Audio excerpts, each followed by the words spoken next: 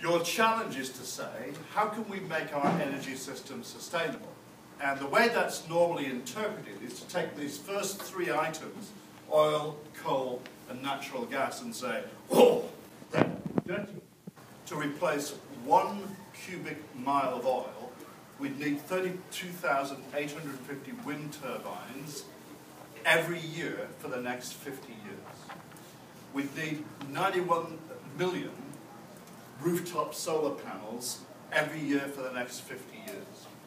We need 104 power plants producing 500 megawatts. That's enough to feed Red Deer or a city of about 100,000 people.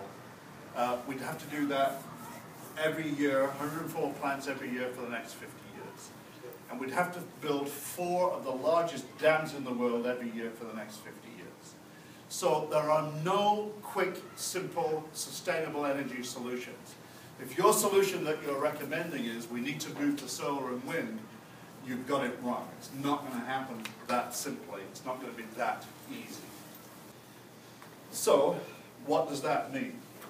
Well, let's begin with the question you asked, which is, so what the heck are we talking about? What is sustainable energy?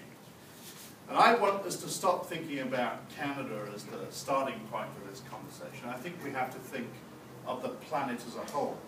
So by 2050, there's currently about 7 billion people on the planet. And by 2050, there'll be 9 billion people on the planet.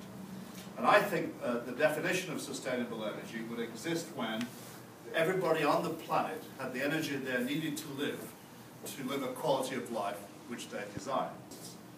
So green energy sounds sexy, sounds exciting, sounds like it could be the solution to the planet, and yet what it's actually doing is creating poverty for a very large number of people, which is not my definition of sustainable energy.